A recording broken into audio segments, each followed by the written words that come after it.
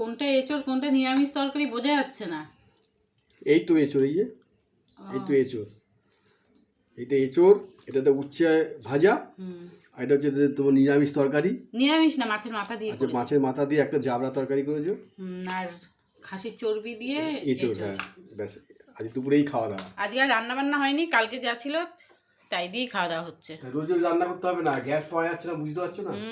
এখন এইভাবেই চলতে হবে। কালকে যা হয়েছিল ওই দিয়েই খাচ্ছি, অল্প অল্প করে তরকারি নিয়ে অপর দিন রাখতে হয়। হ্যাঁ আবার কি, এই গরমে রান্নাও ভালো লাগে না, আর এত রিচ খাবারও খাওয়া ভালো না।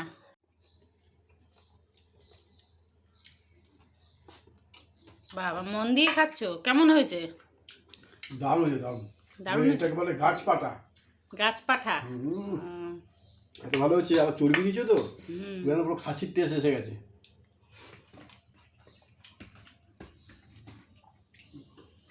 এবারে একটু চিংড়ি খাও।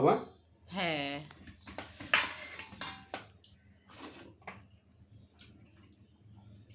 ছোটো ছোটো দানা থাকবে, বেশ সুন্দর লাগে এগুলো।